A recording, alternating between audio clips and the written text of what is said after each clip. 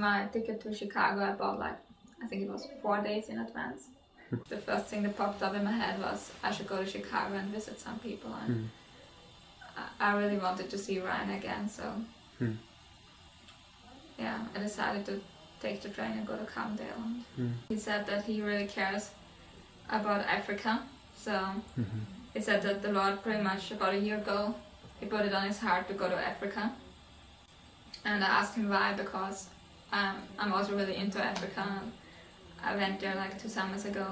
So I was really excited about that, and we spent lots of time just talking about Africa and the situation there, and about, you know, people starving there, and then the disease that's there, and also the political problems. And he was worried about that.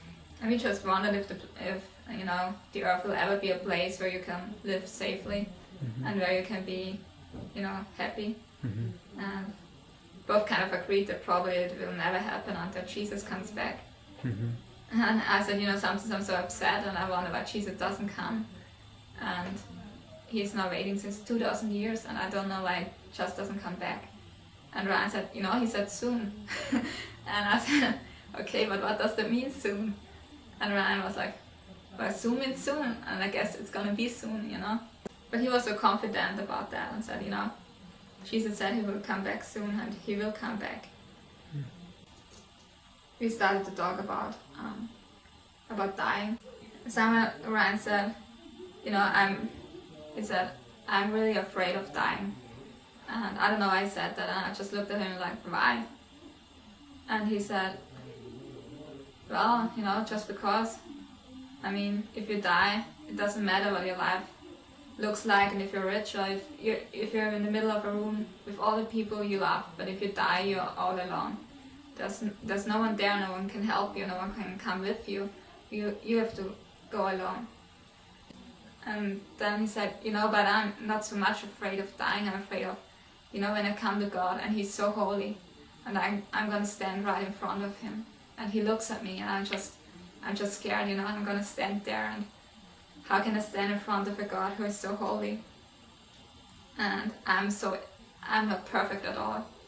He said that, and I'm like, but Ryan, when you stand in front of God, you're gonna be perfect, you know. He's gonna look at you, and he's gonna see you, Ryan, being completely perfect.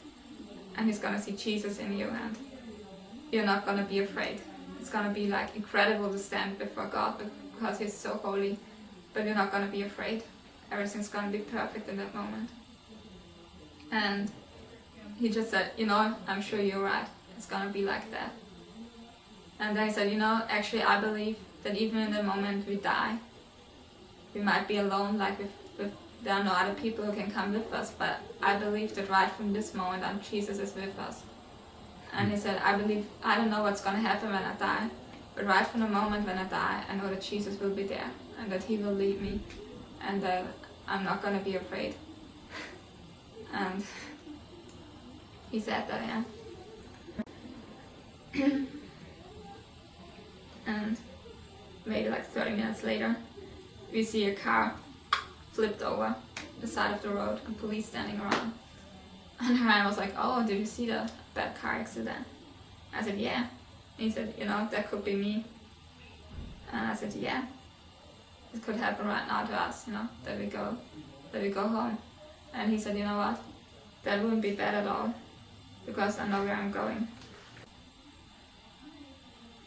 But he was scared, you know, to die. Everyone is scared to die. But I also know that he was secure, that he knows where he's going, and that he's gonna be with God. And he was also sure that Jesus is gonna be with him, that he won't be alone, that no one else can be there for him, not his family or his friends, but that Jesus will be there. He was sure about that. And I asked him, so what's your like big plan for the future? What do you want to do? And he said, like, he has this small plan, like, you know, paying off his college tuition and going on this internship and finding a job as a photographer at a newspaper. But he said what he really wants to do is, as soon as he can, he wants to go someplace, maybe Africa, as a missionary, and he wants to be a photographer. And he wants to serve a missions organization by taking pictures of places. And he talked about this magazine or newspaper, I'm not sure, I think it's called A Voice for Martyrs. Something like that, it's about persecuted Christians. Yeah. And he said, I would like to work for something like that and just take pictures of Christians who are persecuted and kind of try to support them and help them. I guess for Ryan it was really important that his life would serve the Lord. And we talked about that. Like, what are our spiritual gifts? What does God want us to use for? And we both said to evangelize and to tell good news to people. And I told him that I see that he really has this gift because he's the person, he goes someplace and he's right in the middle of a conversation with someone and everyone just likes him because he's such a good-hearted person and he's so much fun to be around and it just makes you feel comfortable. And you know him for 5 minutes and you want to be his friend. And he wanted that his life serves Jesus in this way, that he can tell others about him. I just hope that, you know, now that he's dead, that still his life and his death can serve as a testimony to others. And that people just gonna look at his life and the person he was and see that he loved the Lord and that he wanted to follow him and that nothing else was more important to him than people getting to know Jesus. And I hope that, you know, that he died because God wanted to use him to show others who Jesus is.